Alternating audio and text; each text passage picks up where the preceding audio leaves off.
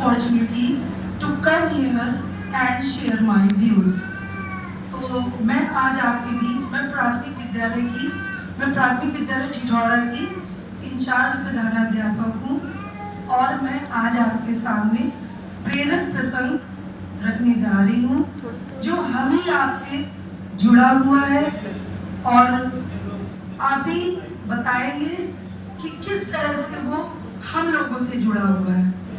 तो आज मैं प्रेरक प्रसंग में आपको एक राजा और मंत्री की कहानी सुनाने जा रही हूँ। तो एक राजा और एक मंत्री होते हैं जो जंगल में जाते हैं आखेट करने के लिए। तो उन्हें जंगल में एक हिरन, बहुत सुंदर सा हिरन दिखाई पड़ता है।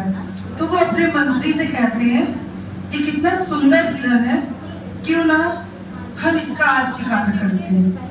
तो मंत्री हमेशा बोलते थे जो होता है वो अच्छे के लिए होता है। राजा ने तुरंत धनुष निकाला और उसमें प्रत्यंचा चढ़ाई और तुरंत उस हिरन का शिकार करने लगे। तभी उधर से एक बहुत तेजी सुअर उनके बगल से निकला और वो जिस तरह से प्रत्यंचा चढ़ाए हुए थे, तो जैसे ही धक्का लगा तो वो अप्रत्याशित आघात हुआ और गलती से राजा की उंगली स्वयं की कट गई। हिरन तो भाग गया, लेकिन एक सुअर की वजह से अप्रत्याशित आघात के कारण उनकी स्वयं की उंगली कट गई। इस पर उन्होंने राजा को अपनी उंगली दिखाई, देखो देखो मंत्री, मेरी उंगली कट गई। राजा ने बड़े विनम्र और सौहार्द भावपूर्ण से बोला, राजन, जो होता है वो अच्छे के लिए होता है। इसमें राजा बहुत तेजी क्रोधित हुए।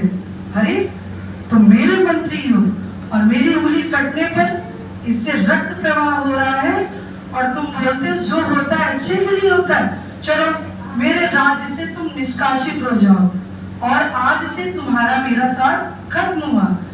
इतना सोच के मंत्री ने नीचे गर्दन की और बड़े सहर्ष मन से राजा से बोला, जो होता है वो अच्छे के लिए होता है।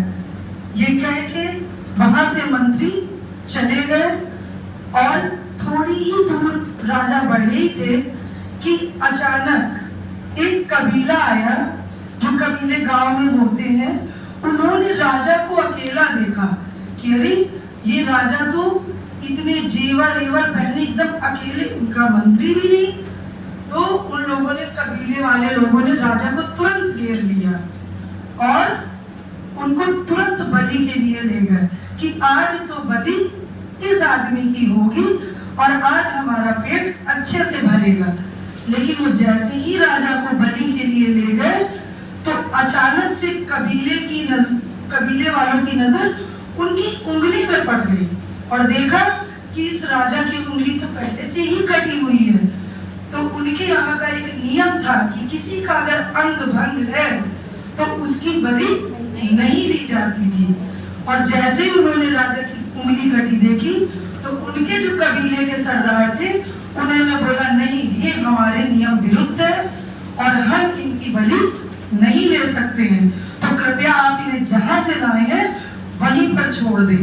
इतना देखते ही राजा के आंखों में आंसू आए और अपनी मंत्री की बात उन्हें याद आई कि एक उंगली कट जाने से मैंने उनसे बोला कि आप मेरे राज्य से निष्कासित हो जाइए और आज इसी उंगली थोड़ी सी कटी है, लेकिन आज पूरी मेरी बलि चढ़ा देते अगर ये छोटी सी उंगली न कटी होती। वो तुरंत ही रोते रोते राजा बिलखते अपने मंत्री को ढूंढने लगे कि पता नहीं मैंने उनको इतना बुरा भला कहा और वो कहाँ चले गए। देखा तो वो नदी के किनारे तपस्या कर रहे थे, बैठ के एकदम सब कुछ भूल के वो वहां बैठे नदी के किनारे हाथ जोड़े अपनी तपस्या में लीन थे। जाते ही राजा ने उनसे क्षमा याचना की कि मुझे माफ कर दीजिए।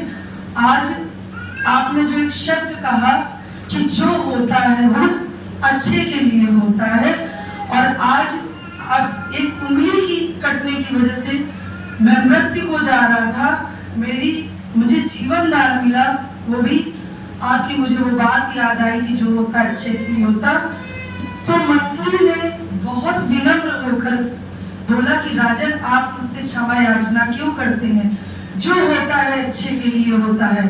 अगर आज कबीले वाले आपको उठा ले गए थे तो आपकी तो उंगली कटी थी, आपको तो वो छोड़ दिए, लेकिन मेरी उंगली राजन नहीं कटी थी, तो मेरी बलि पक्का चढ़ा देते। इसलिए जो होता है अच्छे के लिए होता है।